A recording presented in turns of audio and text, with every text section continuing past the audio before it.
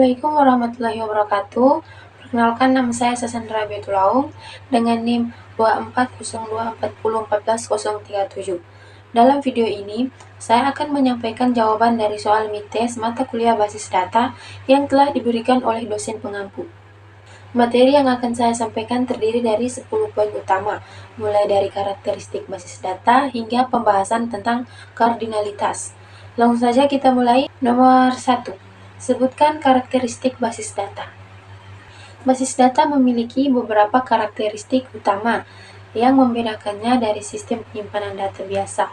Di antaranya, berikut adalah karakteristik basis data beserta penjelasannya. Yang pertama, terstruktur dan terorganisir. Data dalam basis data disusun secara sistematis dalam bentuk tabel yang memiliki baris dan kolom, serta dikelompokkan berdasarkan jenis dan relasi antar entitas. Yang kedua, terintegrasi. Data saling berhubungan melalui pengguna kunci dan relasi, sehingga perubahan di satu bagian dapat berdampak pada bagian lain yang terkait. Yang ketiga, data terpusat. Semua data disimpan di satu lokasi pusat yang bisa diakses oleh berbagai aplikasi dan pengguna dari lokasi berbeda.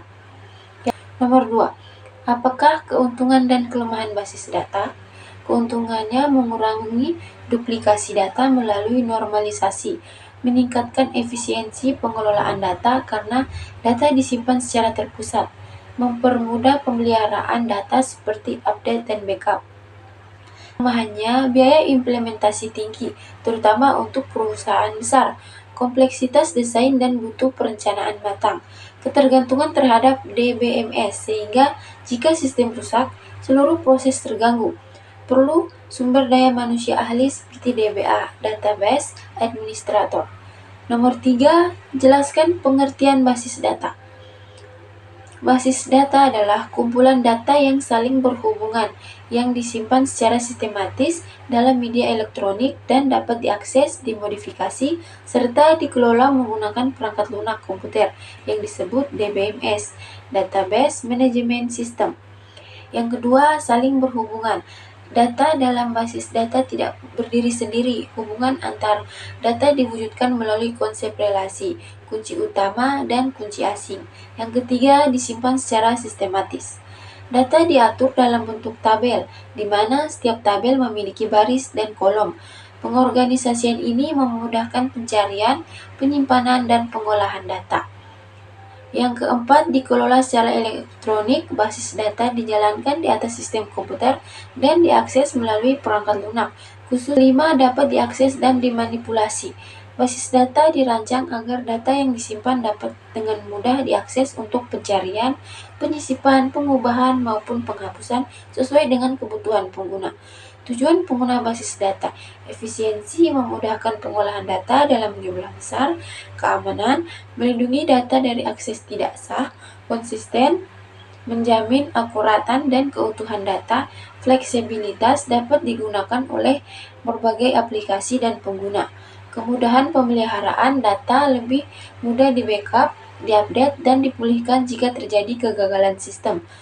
Nomor 4, apa yang dimaksud dengan DBMS? DBMS adalah Database Management System, perangkat lunak yang dirancang khusus untuk membuat, mengelola, dan mengakses basis data dengan cara yang efisien, aman, dan terstruktur. Penjelasan lengkap. Yang pertama, fungsi DBMS: penyimpanan dan mengatur data, menyusun data dalam bentuk tabel dan relasi yang mudah diakses, menyediakan akses yang terkontrol, mengatur siapa saja yang boleh melihat atau mengubah data, memfasilitasi pemrosesan transaksi, menangani operasi seperti pencarian, penambahan, penghapusan, dan perubahan data, menjaga integritas dan keamanan data, menerapkan aturan validasi dan kontrol akses untuk mencegah kesalahan dan kebocoran data, mendukung multi-user, memungkinkan banyak pengguna mengakses data secara bersamaan tanpa konflik. Yang kedua, contoh DBMS populer: MySQL, PostgreSQL, Oracle Database, Microsoft SQL Server, SQLite. Yang ketiga, peran DBMS dalam sistem informasi. DBMS menjadi perantara antara pengguna dengan data di dalam basis data. Pengguna tidak perlu tahu bagaimana data disimpan secara fisik, karena DBMS menyembunyikan detail teknis tersebut melalui abstraksi data. Yang keempat, manfaat DBMS menyederhanakan interaksi dengan basis data, meningkatkan efisiensi dan keamanan pengelolaan data, mendukung skalabilitas sistem seiring dengan pertumbuhan data. Ilustrasi sederhana. Nomor 5, jelaskan 3 level abstraksi data. 3 level abstraksi data dalam sistem basis data menggambarkan cara penyajian dan pengelolaan data pada berbagai tingkatan agar dapat disesuaikan dengan kebutuhan pengguna dan sistem. Berikut penjelasan mengenai 3 level abstraksi data. Yang pertama, level fisik. Definisi menyatakan bagaimana data disimpan secara fisik di perangkat keras, seperti hard disk atau SSD. Tujuannya menyembunyikan detail teknis tentang cara data diorganisasi dan disimpan pada level perangkat keras. Contoh, struktur file, blok penyimpanan, dan alokasi ruang data di media penyimpanan. Keuntungannya memberikan efisiensi dalam pengelolaan data secara fisik dan optimasi penyimpanan. Yang kedua, level konseptual. Definisi menyajikan struktur logis dari data secara keseluruhan tanpa memperhatikan bagaimana data disimpan secara fisik. Ini adalah pandangan umum dari seluruh basis data, menggambarkan entitas, atribut, dan relasi antar entitas. Tujuannya mengatur data secara logis dengan cara yang lebih mudah dipahami oleh pengguna dan pengembang aplikasi. Contoh, tabel yang berisi data mahasiswa, dosen, dan mata kuliah beserta hubungan antar entitas tersebut. Keuntungannya, memudahkan pengembangan aplikasi karena pengembangan dapat bekerja pada struktur logis, tanpa memikirkan detail penyimpanan fisik. Yang ketiga, level eksternal. Definisi menyajikan tampilan data sesuai dengan kebutuhan spesifik pengguna atau aplikasi tertentu. Setiap pengguna atau aplikasi dapat memiliki pandangan yang berbeda terhadap data yang ada di dalam basis data. Tujuannya menyediakan antar muka yang disesuaikan dengan kebutuhan pengguna akhir. Contohnya, laporan yang hanya menampilkan data nama dan NIM mahasiswa, atau tampilan data mata kuliah yang hanya menampilkan mata kuliah tertentu. Keuntungannya, memberikan fleksibilitas kepada pengguna atau aplikasi untuk mengakses data sesuai dengan kebutuhannya. Yang keenam, jelaskan dan berikan contoh komponen di bawah ini: entitas, atribut, indikator, tipe, dan relationship. Berikut adalah penjelasan mengenai komponen basis data yang terdiri dari entitas, atribut, indikator, tipe, dan relationship, serta contoh. Yang pertama, entitas. Definisi entitas adalah objek nyata atau konsep yang memiliki eksistensi dalam basis data, dan data tentang entitas tersebut disimpan dalam tabel. Contoh, mahasiswa merupakan entitas yang menyimpan data terkait mahasiswa. Dosen merupakan entitas yang menyimpan data terkait dosen. Mata kuliah merupakan entitas yang menyimpan data terkait mata kuliah yang ditawarkan. Contoh tabel entitas: mahasiswa, NIM, nama, tanggal lahir, alamat. Kedua, atribut. Definisi atribut adalah karakteristik untuk ciri dari entitas yang menggambarkan lebih lanjut informasi tentang entitas tersebut. Contoh, pada entitas mahasiswa, atribut bisa berupa nama, tanggal lahir, dan alamat. Pada entitas dosen, atribut bisa berupa nama dosen, NIP, dan jabatan. Contoh atribut pada entitas mahasiswa: NIM mahasiswa, nama mahasiswa, dan tanggal lahir mahasiswa, serta alamat tempat tinggal mahasiswa. Yang ketiga, indikator tipe. Definisi menentukan jenis data yang disimpan pada suatu atribut. Setiap atribut memiliki tipe data yang mendefinisikan jenis nilai yang dapat dimasukkan ke dalamnya.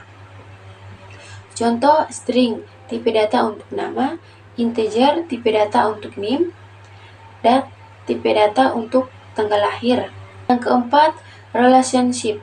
Definisi relationship menggambarkan hubungan antara dua entitas atau lebih dalam basis data. Contoh, mahasiswa mengambil mata kuliah. Hubungan antara entitas mahasiswa dan entitas dan mata kuliah, di mana seorang mahasiswa dapat mengambil lebih dari satu mata kuliah, dan setiap mata kuliah dapat diambil oleh banyak mahasiswa. Ini adalah hubungan many to many. Dosen mengajar mata kuliah, hubungan antara entitas dosen dan mata kuliah, di mana seorang dosen mengajar satu atau lebih mata kuliah. Nomor 7, jelaskan dan berikan contoh anomali penyimpangan di bawah ini: insertion anomaly, deletion anomaly, dan update anomaly. Anomali atau penyimpangan dalam basis data terjadi ketika pengelolaan data tidak terstruktur dengan baik, terutama pada desain tabel yang belum ternormalisasi. Kedua, deletion anomaly.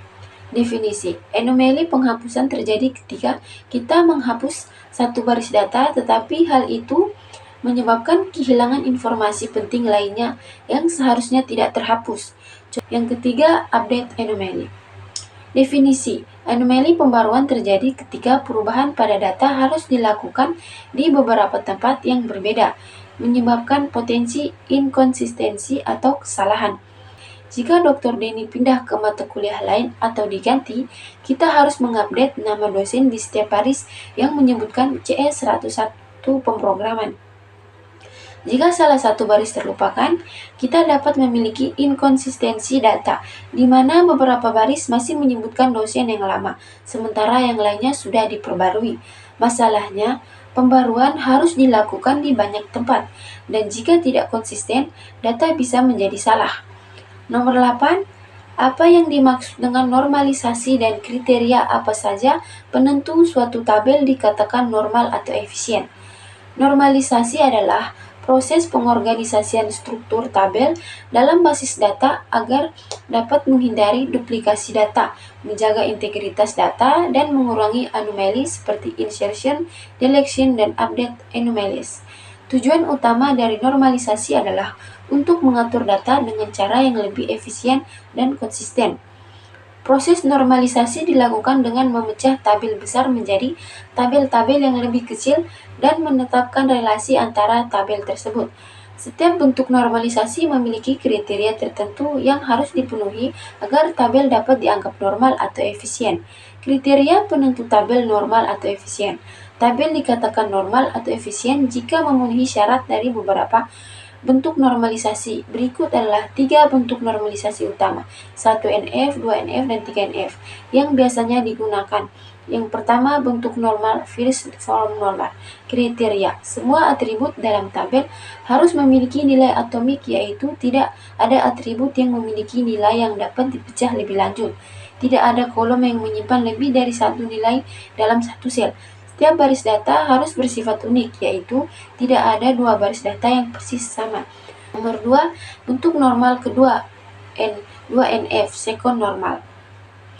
Tabel harus memenuhi 1NF, semua atribut non-primer, atribut yang bukan bagian dari primary key, harus bergantung sepenuhnya pada primary key, artinya tidak ada ketergantungan sebagian antara atribut non-primer dan primary key.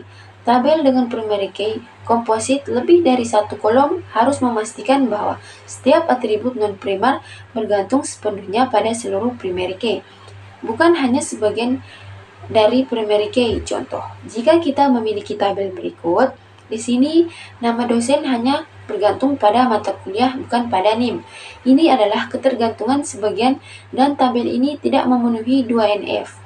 Untuk memenuhi 2NF, kita harus memisahkan data menjadi 2 tabel. 3. Bentuk normal ketiga, 3NF, treat normal form. Kriteria: tabel harus memenuhi 2NF, tidak ada ketergantungan transitif antara atribut non-primer dan primary key. Artinya, jika tidak ada atribut non-primer yang bergantung pada atribut non-primer lainnya, itu harus dipisahkan ke dalam tabel baru. Contoh, misalkan kita memiliki tabel berikut. Di sini alamat dosen bergantung pada nama dosen yang pada gilirannya bergantung pada mata kuliah. Nomor 9, sebutkan dan jelaskan komponen sistem basis data dan contohnya. Komponen sistem basis data adalah elemen-elemen penting yang membentuk sistem basis data untuk mengelola dan menyimpan informasi dengan efisien. Sistem basis data terdiri dari beberapa komponen yang saling terhubung dan bekerja bersama untuk menjalankan operasi basis data. Berikut adalah komponen utama dalam sistem basis data beserta contohnya. Yang pertama, hardware. Hardware merujuk pada perangkat fisik yang digunakan untuk menyimpan data dan menjalankan aplikasi basis data. Komponen ini mencakup server penyimpanan, perangkat jaringan, dan perangkat keras lainnya yang digunakan dalam sistem basis data. Contoh server. Yang kedua, software. Software adalah perangkat lunak yang digunakan untuk mengelola basis data, memungkinkan pengguna untuk membuat, mengakses, dan memodifikasi data dalam basis data. Komponen utama dalam software adalah DBMS atau Database Management System dan aplikasi yang berinteraksi dengan DBMS. Contoh DBMS, perangkat lunak yang digunakan untuk mengelola dan mengontrol basis data. Beberapa contoh DBMS adalah MySQL, Oracle DBMS, PostgreSQL, SQL Server, aplikasi pengakses. Data aplikasi yang memungkinkan pengguna untuk mengakses data seperti aplikasi RIP, Enterprise Resource Planning, sistem manajemen rumah sakit, dan sistem inventaris. Yang ketiga, data. Data adalah informasi yang disimpan dalam sistem basis data.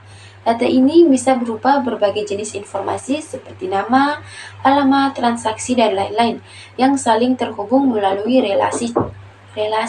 Contoh data pelanggan, nama pelanggan, alamat, nomor telepon. Data produk, nama produk, harga, kategori produk.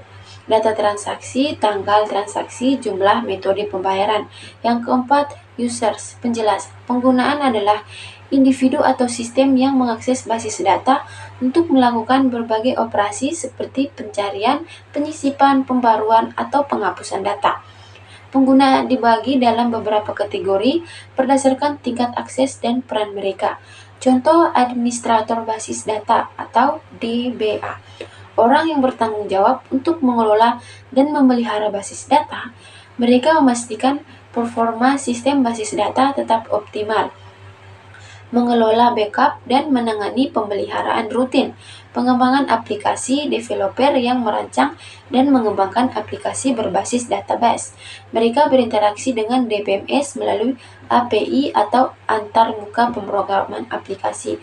Pengguna akhir, orang yang menggunakan aplikasi berbasis basis data, misalnya karyawan yang menggunakan sistem untuk memproses transaksi atau pelanggan yang mengakses data melalui aplikasi web. Yang kelima, prosedur.